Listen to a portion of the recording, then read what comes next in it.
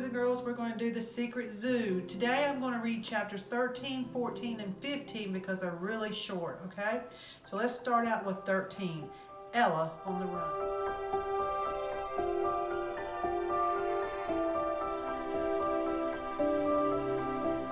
Ella cut through her neighbor's yards on her way to Noah's house.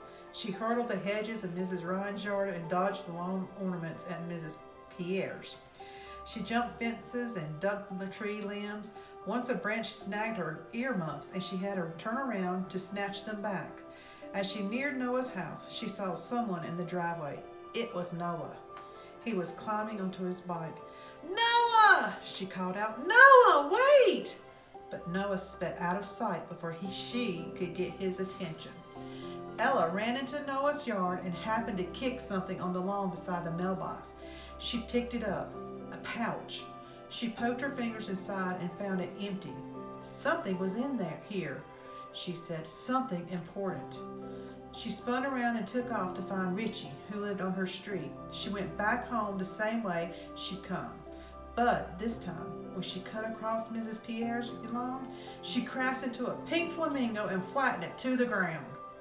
At Richie's house, she found a spot beneath his second-story bedroom window and pulled a small clump of dirt from a flower bed. She pitched it at the glass. She waited a few seconds and then hurled another handful of dirt at the window. "Come on, Richie," she whispered frantically. "Wake up!" Suddenly, she gasped. From the corner of her eye, she caught sight of someone standing in the next yard. A man, tall and lean. He wore a hat with a wide, circular brim.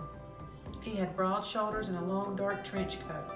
Standing with his hands clasped behind his back, he was watching Ella, watching her from the shadows. So deep and dark were the shadows that they hid his face, his eyes, and his intentions. Then he vanished, but not in all at once way that an imaginary things disappear. Rather, he dissolved. It was as if he melted into the shadows. Ella felt goosebumps crawl over her skin. She tried to tell herself that the man hadn't been there at all and that her overworked mind was playing tricks on her. But what had Tank said?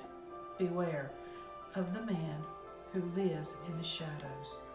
He is the shadows. A fresh round of goosebumps dotted her arms, and she tried to rub them away. She glanced up at Richie's window. It was finally sliding open.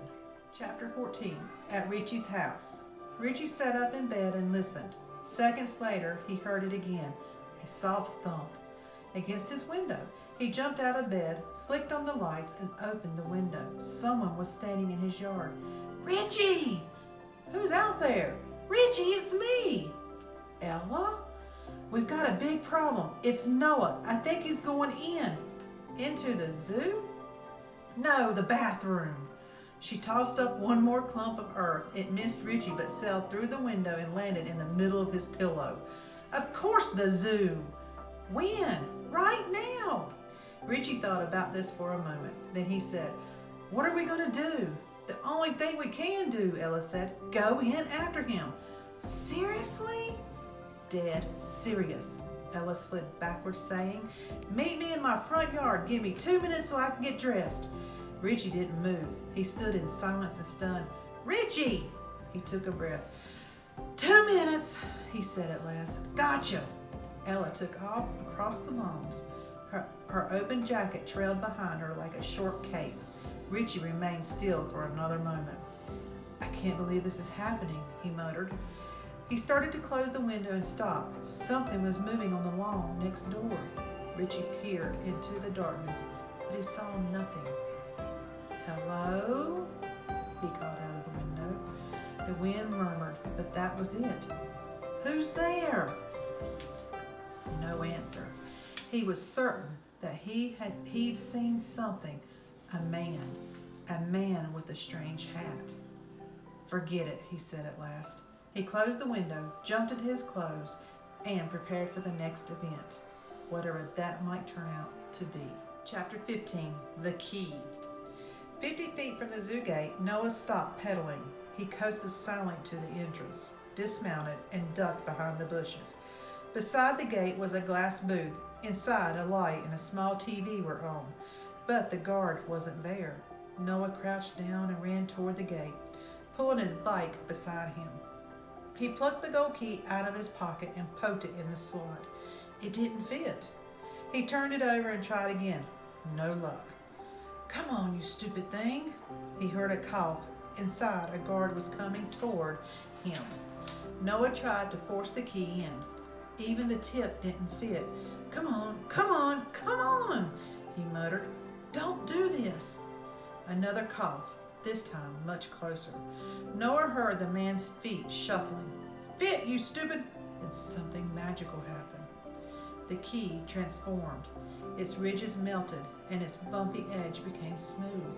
Noah stared at the flat key in his hand, confused. "What?" Noah could hear the guard's footsteps. He was closing on Noah, reaching the end of the path that ran between a pair of long hedges. In a panic, Noah stabbed the key at the slot. This time it slipped in and the lock opened with a soft click.